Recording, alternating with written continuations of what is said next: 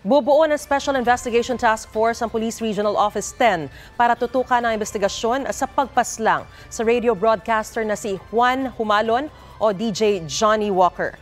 Kahapon habang umeere at naka-livestream ang kanyang programa sa Gold FM 94.7 Calamba, dalawang lalaki ang pumasok sa compound ng kanyang bahay sa Misamis Occidental kung nasaan ang kanyang radio booth. Ang isa sa dalawang lalaki pumunta sa booth ni Humalon at agad siyang binaril. Kinuha pa ang kwintas niya pagkatapos. Dead on arrival sa ospital si Humalon.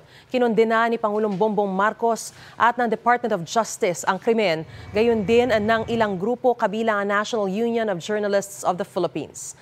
Nag-alay naman ng kandila at nagkilos protesta ang College Editors Guild of the Philippines.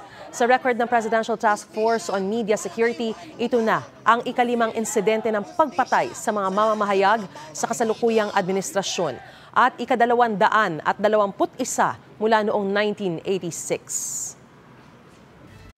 Mga kapuso, para una ka sa mga balita, mag-subscribe sa GMA Integrated News sa YouTube. Sa mga kapuso abroad, subaybayan niyo po kami sa GMA Pinoy TV at sa www.gmanews.tv.